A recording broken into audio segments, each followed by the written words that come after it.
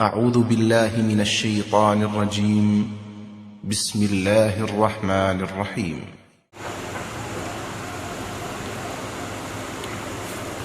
اپنے دہنوں کو ایک مرتبہ خوشبوئے آل محمد و آل محمد پر بلند تر صلوات اللہم صلی علی محمد و آل محمد.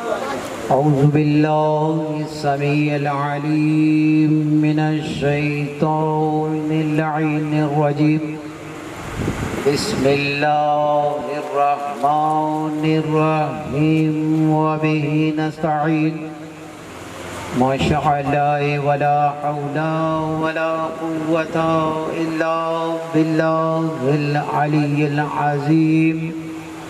حسبنا اللہ ونعم الوکیل ونعم المولا ونعم النصیر. الحمد للہ رب العالمین لأہل التقوی والیقین والعاقبۃ للمتقین.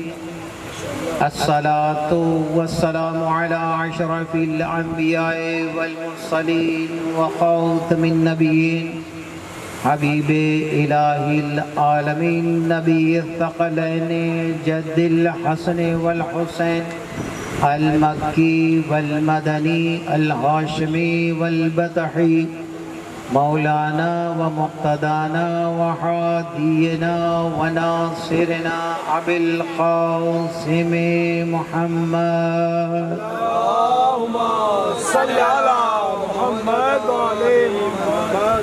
لا سیما علی الامام المشارق والمغارب ونقطة داعرة المطالب الذي حبه فرض على الحاضر والغائب غالب على كل غالب. مولانا علي بن أبي طالب أذهب الله عنهم الرجس وطهرهم تطهيرا.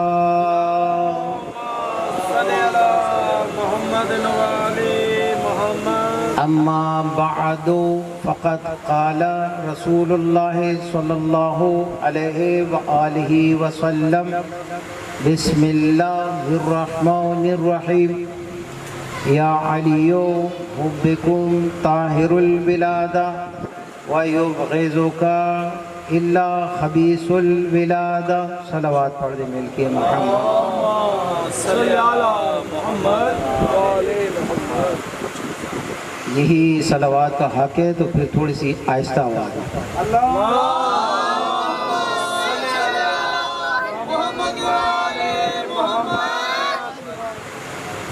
عزیزان محترم و سامعین گرامی قدر، مالک آپ کو اس کا اجر عطا فرمائے کہ آپ فرش عزا کی زینت بنے ہیں.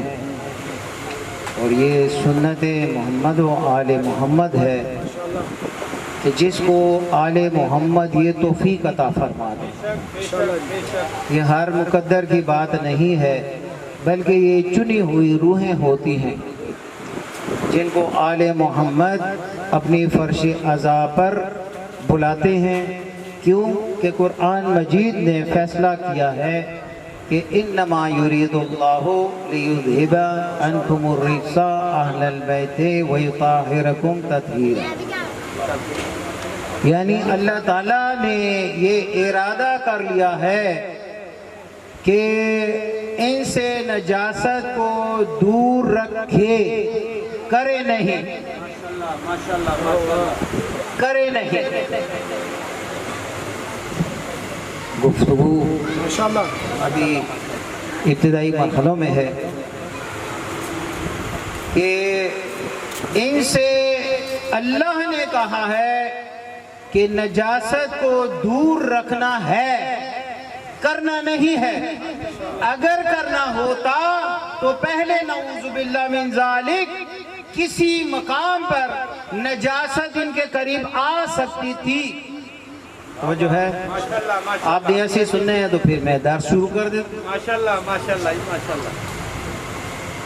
تو مالک اس کا اجر آپ کو عطا فرمائے اور اس کا ثواب ہمارے جاوید بھائی کو مرحوم کو ایصال فرمائے، مولا ان کے درجات میں بلندیاں عطا فرمائے اور ان کے بچوں کو تا ظہور قائم آل محمد اسی طرح یہ سلسلہ جاری رکھنے کی توفیق عنایت فرمائے۔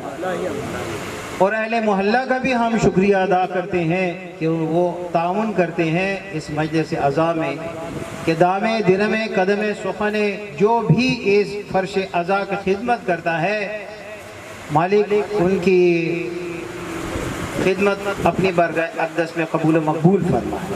انہی دعاؤں کے ساتھ اپنی گفتگو کا انبن شروع کرنے لگا ہوں۔ ایک صلوات سے پتہ چلے گا کہ مجھے کتنا پڑھنا ہے، بلند آواز سے صلوات پڑھنا۔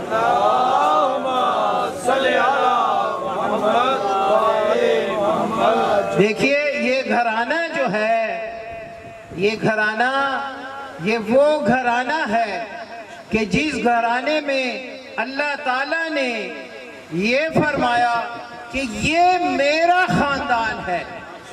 اللہ کا جو جسم نہیں رکھتا، وجود نہیں رکھتا، زبان نہیں رکھتا، کوئی اعضاء نہیں رکھتا، جو واجب الوجود ہستی ہے، اس نے کہا کہ یہ میرا خاندان ہے، یہ اہل بیت میرا خاندان ہے اور اس کا ہر فرد باب الحوائج ہے۔ توجہ ہے، قبلہ تشریف لا چکے ہیں، قبلہ کی صحت و سلامتی کے لیے بلند آواز سے صلوات پڑھ دیں۔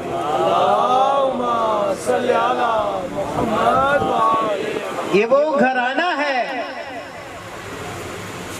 کہ جس میں اللہ تعالیٰ نے قرآن کو نازل فرمایا، اپنے ملائکہ کو نازل فرمایا اور یہ فرمایا کہ لولاک لما خلقت الافلاک، کہ اگر اے محمد تو نہ ہوتا تو میں پوری کائنات کو خلق ہی نہ کرتا، نہ آدم تو ہوتا نہ تیری آدمیت ہوتی، نوح نہ تو ہوتا نہ تیری نجابت ہوتی، موسیٰ نہ تو ہوتا نہ تیری گویائی ہوتی، عیسیٰ نہ تو ہوتا نہ تیرے معجزے ہوتے، میں نے زمین کا فرش نہیں بچھایا، آسمان کا شامیانہ نہیں بچھایا، ٹمٹماتے ہوئے ستارے نہیں بنائے، چمکتا ہوا چاند نہیں بنایا، دمکتا ہوا سورج نہیں بنایا، بلکہ اگر بنایا ہے تو اے محمد مصطفیٰ تیری ذات کے لیے بنایا ہے، تیری ذات کے لیے بنایا ہے۔ تو پوری کائنات اللہ کسی کبھی کہا اعلیٰ ناز برداری تو دیکھیے پروردگار عالم کی اپنے محمد مصطفیٰ کے لیے کہ 1,23,999 پیغمبروں کے بعد اس پیغمبر کو بھیجا اور بھیج کر کہا وَمَا أَرْسَلْنَاكَ إِلَّا رَحْمَةً لِلْعَالَمِينَ، میں رحمت العالمین جیسا رسول بھیج رہا ہوں۔ توجہ ہے،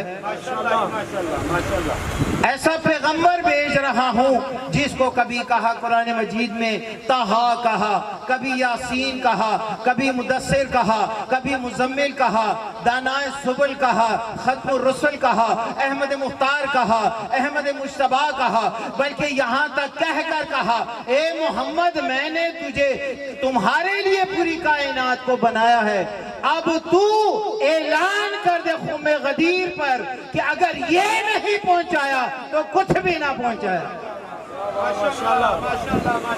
جس رسول کے لیے کائنات کو بنایا ہے اس رسول کو یہ آرڈر ہے یا ایھا الرسول بلغ ما انزل الیک من ربک فإن لم تفعل فلا بلغت رسالہ واللہ یعصمک من الناس۔ اے رسول اگر تو نے ولایت علی نہیں پہنچائی تو تم نے کوئی کام ہی انجام نہیں دیا۔ تو اب خطرے میں پڑ گئی نبوت و رسالت و انبیاء کی وراثت، خطرے میں پڑ گئی ولایت علی کی وجہ سے۔ تو رسول نے ایک مجمع عام میں کہا، واقعہ آپ کا سنا ہوا ہے کہ آخری حج تھا، تفصیل نہیں بیان کرنی، آخری حج ہے، اور آخری حج پہ رسول خدا صلی اللہ علیہ وآلہ وسلم نے ارشاد فرمایا کہ یہ میرا آخری حج ہے، جس نے میری قیادت میں یہ حج کر لیا اس پر جنت واجب ہوگی۔ تو آپ جس کے پاس بکریاں تھیں اس نے بکریاں بیچ دی، جس کے پاس جائیداد تھی اس نے جائیداد بیچ دی۔ ہر شخص نے مدینے کی تیاری کرنا شروع کر دی کہ قافلہ سالار محمد مصطفیٰ ہوگا، محمد مصطفیٰ قافلہ سالار ہوگا۔ زندگی میں پہلی مرتبہ قافلہ سالاری رسالت مآب نے اس مقام پر فرمایا ہے کہ جو جانا چاہتا ہے وہ میرے ساتھ چلے گئے۔ مختصر کرو کہ پہنچ گئے خانہ کعبہ۔ خانہ کعبہ میں جتنے بھی اعمال تھے وہ انجام دے کر جب واپس پلٹے تو ایک چوک آتا ہے، اس چوک کا نام ہے خم غدیر۔ خم غدیر نام ہے، ان کا ذکر بھی عبادت ہے۔ اگر آپ نے ایک مرتبہ سنا ہے تو 1,00,000 مرتبہ سنا ہے، تو یہ نہیں ہے کہ ایک مرتبہ سنے تو دوسری مرتبہ ثواب کم ہو جائے گا، بلکہ اللہ ارشاد فرماتا ہے حدیث قدسی میں کہ جتنا بھی آل محمد کا ذکر سنو گے، جتنی مرتبہ سنو گے، درجات بلند ہوتے ہی رہیں گے۔ خم غدیر پر یہ قافلہ آ کر رک گیا، اور غدیر خم کے میدان میں پلان شتر کا ممبر تیار ہو گیا۔ پلان شتر کا ممبر تیار ہونے کے بعد رسول خدا نے ارشاد فرمایا کہ آگے جانے والوں کو واپس بلاؤ، پیچھے آنے والے کو انتظار کرو۔ پلان شتر کا ممبر ہوا، رسالت مآب ممبر پر ممبر سلونی بن کر کھڑے ہو گئے اور خطبہ دیا۔ 3.5 گھنٹے کا خطبہ ہے۔ رسالت مآب نے سب سے پہلے اللہ کی توحید بیان کی، پھر نبوتوں کی نبوتیں بیان کی، پھر اپنی رسالت بیان کی، اور پھر رسالت کے بعد یہ اعتراف کرایا کہ بتاؤ میں نے پورا دین نہیں پہنچایا؟ کہا پہنچا دیا۔ کہا میں نے نماز نہیں بتائی؟ نماز بتا دی۔ میں نے روزہ نہیں بتایا؟ روزہ بتا دیا۔ سب نے کہا لبیک یا رسول اللہ، آپ نے سب کچھ بتایا، آپ نے حج بتایا، آپ نے زکوٰۃ بتائی، آپ نے خمس بتایا۔ اعتراف کر کے 1,00,000 مجمع سے اعتراف کرا کے رسالت مآب صلی اللہ علیہ وآلہ وسلم نے ارشاد فرمایا دیکھو میں نے تمہیں سب کچھ بتا دیا ہے، اب تم اللہ کی بارگاہ میں گواہ ہو جاؤ کہ اب یہ آخری حکم ہے، اگر یہ نہ پہنچایا تو میں نے کچھ بھی نہیں پہنچایا۔ من کنت مولاؤ فہذا علی مولا،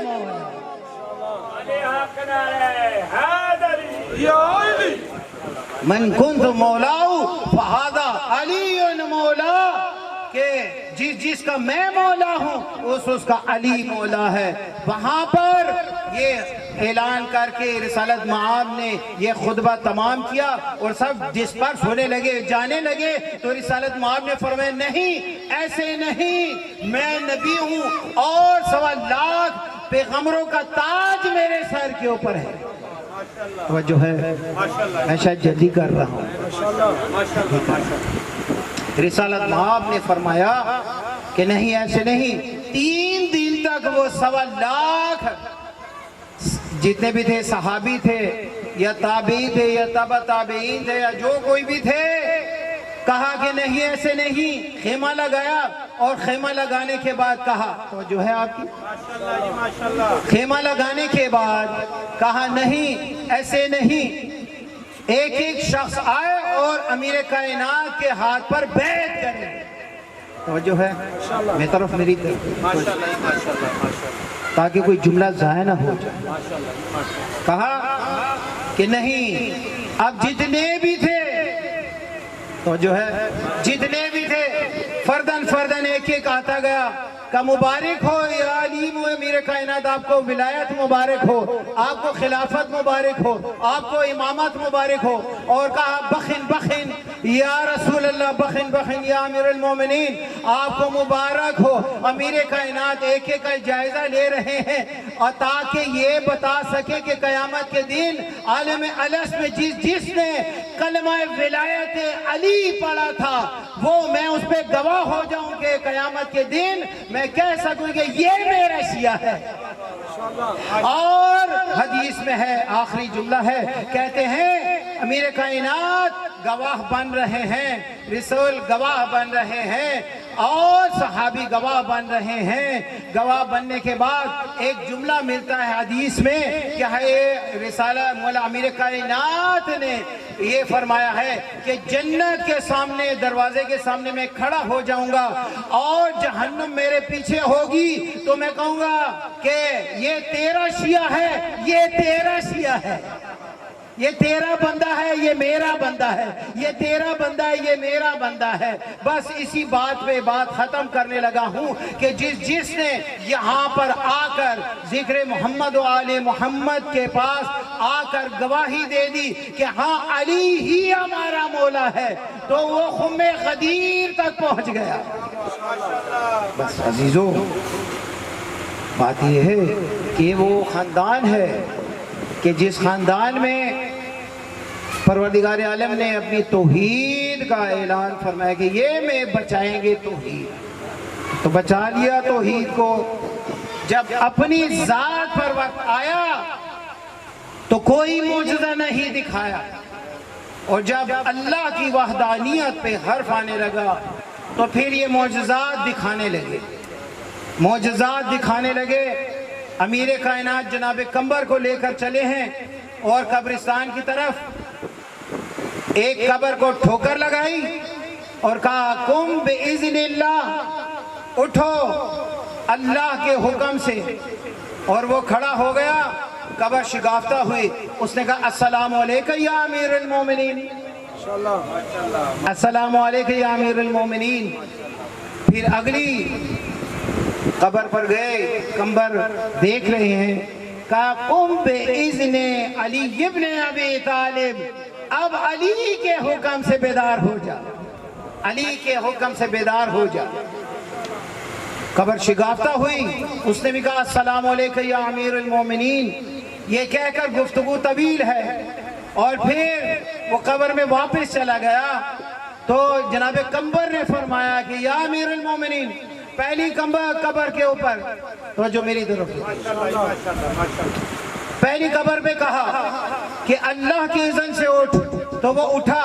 پھر کہا میرے اذن سے اٹھ، وہ اٹھ کھڑا ہوا۔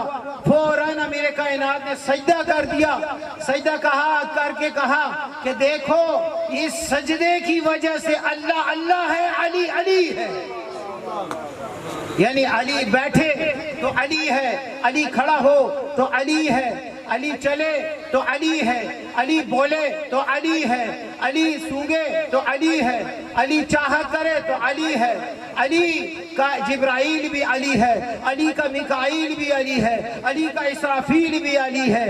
علی کی ذات وہ کردگار ذات ہے کہ جس کا اللہ بھی علی ہے، اس کا جس کا نبی بھی علی ہے۔ ماشاءاللہ ماشاءاللہ۔ بس کاشن آ گیا ہے کہ ختم ہو گئی۔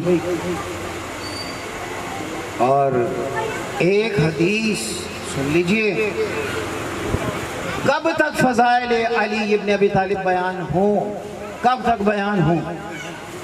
رسول خدا صلی اللہ علیہ وآلہ وسلم نے ارشاد فرمایا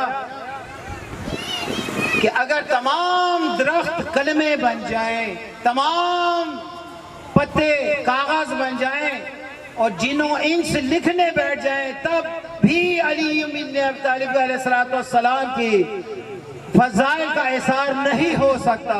جب رسول نے فرما دیا تو وما ينطق عن الهوى الا وحی یوحی، یعنی زبان رسول کی ہے، کہہ اللہ رہا ہے کہ علی کے فضائل کوئی نہیں بیان کر سکتا۔ بس عزیزو، ایک جملہ مصائب کا اور آپ کی زحمت تمام، کیونکہ مجلس کا حصہ ہے مصائب۔ مجھے کہا گیا کہ آپ شہزادی کے مصائب، لیکن چونکہ مناسبت ہے تو ایک جملہ مولا امام سید سجاد علیہ السلام، منہال کوفی ایک مولا کا صحابی ہے، کوفہ سے آیا ہوا ہے، اور مولا امام سید سجاد علیہ الصلوۃ والسلام کے گھر سے پانی ٹپک رہا ہے. اس نے اپنے آپ کو بچایا اور بچا کر آگے بڑھنے لگا تو کسی شخص نے کہا کہ تو نے اب یہ کیوں بچایا ہے پانی سے؟ کہا کہ کیا یہ پانی نجس نہ ہو تاکہ میں نے نماز پڑھنی ہے؟ کہا کہ نہیں، یہ پانی نجس نہیں ہے، یہ تیرے چوتھے امام کے آنسو ہیں، تیرے چوتھے امام کے آنسو ہیں. مولا کے سامنے پانی آتا تو مولا فرماتے کہ ہائے میرا بابا پیاسا مارا گیا. جب کھانا آتا تو کہا بھوکا مارا گیا میرا جد حسین، میرا بابا حسین. ہاں، ایک مدینے کی گلی سے گزر رہے ہیں مولا سجاد، اور مولا سجاد نے دیکھا کہ قصائی نے ہاتھ میں چھری پکڑی ہوئی ہے اور ذبیحے کو ذبح کرنا چاہتا ہے. لیکن جب امام سید سجاد کو دیکھا عزادارو تو چھری کو چھپا لیا. مولا امام سید سجاد آگے بڑھتے ہیں، کہا کہ یہ میرے دادا ابراہیم کی سنت ہے، بس اتنا ہے کہ جب ذبح کرنے لگو تو پانی پلا دیا کرو، کیونکہ میرے بابا کو 3 دن کا بھوکا پیاسا شہید کیا گیا، ذبح کیا گیا. ہاں، منہال کوفی آتے ہیں اور کہتے ہیں مولا اتنا نہ روئیے، ایسا نہ ہو کہ قفص عنصری سے روح پرواز کر جائے. کہا تو نے انصاف نہیں کیا. منہال کوفی کا یعقوب کے 11 بیٹے تھے، ایک بیٹا آنکھوں سے اوجل ہو گیا تو آنکھیں سفید ہو گئی، آنکھیں بینائی چلی گئی. میرے سامنے تو 18 بنی ہاشم 72 شہید ہوئے ہیں. اب عزادارو منہال کوفی نے کہا مولا پھر بھی شہادت تو آپ کے گھر کی میراث ہے. آخری جملہ ہے مصائب کا، آپ کی آنکھوں میں آنسو آ گئے. آخری جملہ مجلس تمام. مولا نے فرمایا ہاں اے منہال کوفی اتنا تو بتا دے کہ شہادت تو ہمارے گھر کی میراث ہے، لیکن یہ بھی میراث ہے کہ کربلا سے کوفہ، کوفہ سے شام، ماں بہنوں کو بے کچالا اونٹوں پر آئے بندے ہاتھوں سے لے جایا جائے، اور آگے سید الغیور غیرت مندوں کا سردار آگے لوہ میں ڈوبا ہوا اور منادی آواز دے آزا بناتے رسول اللہ. آؤ یہ دیکھو یہ رسول زادیہ ہیں، جس نے بدر والوں کا بدلہ لینا ہے وہ آ جائے، جس نے خیبر والوں کا بدلہ لینا ہے آ جائے، جس نے خندق والوں کا بدلہ لینا ہے. بس مولا فرماتے منہال ہمیں تیروں پتھروں کی بارش شروع ہوئی. جب پتھروں کی بارش ختم ہوئی بس اتنا ہے کہ میں اپنی پھوپھی کو نہ پہچان سکا، پھوپھی مجھے نہ پہچان سکی. اللہ علیہ القوم الظالمین.